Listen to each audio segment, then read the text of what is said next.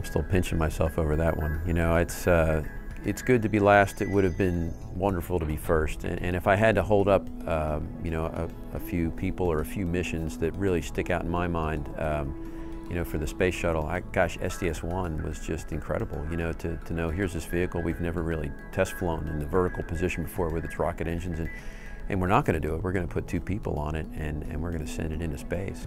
It's historically significant, and it's the end of the program.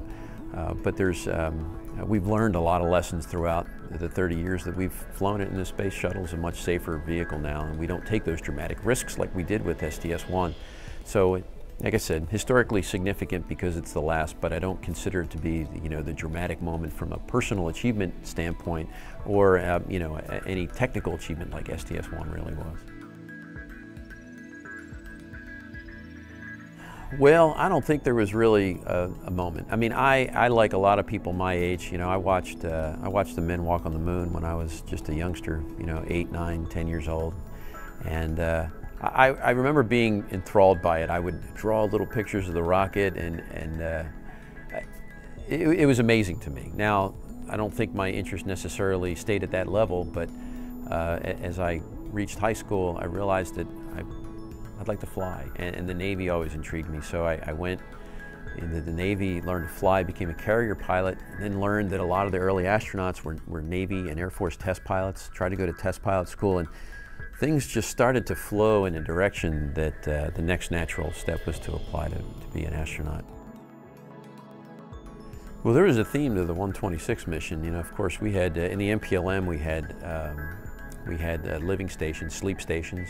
We had a kitchen. So we had a bedroom, we had a kitchen, we had a bathroom, we had a gym. I mean, it was really amazing if you looked at it. We had the space-based version of the American dream. It was great to be a part of that. It was great to turn the space station from, you know, this modular tube-like structure into a home that people can live in for, you know, it'll be 15 years by the time the space station program runs out in 2020. And it was good to be a part of that. Yeah, plus we did a lot of what we think was great work on restoring the solar alpha joint over on the right side, which had kind of ground to a halt.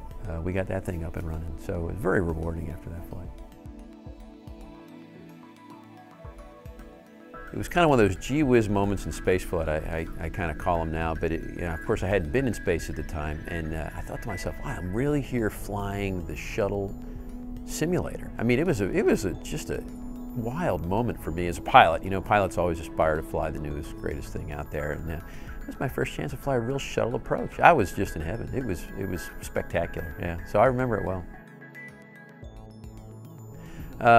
Boy, I'll tell you. You know, what I do remember a moment from that was, you know, you fly to a position that's abeam the runway. It's 28,000 feet, and I looked down and I thought there is absolutely no way we can possibly land on that runway right there. And you know, of course, it got proved to me about 1,000 times since that it's entirely possible, but it is a largely unnatural act that we've just gotten used to over time.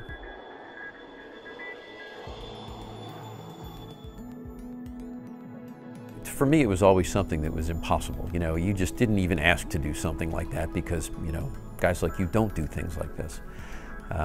That's a message I try to take out there, especially to youngsters who, you know, who maybe aspire to do great things, but perhaps are unwilling or unable to take that initial step. Is, you know, don't sell yourself short. Get out there and you know, I made it. You can make it. I was just an average dude growing up.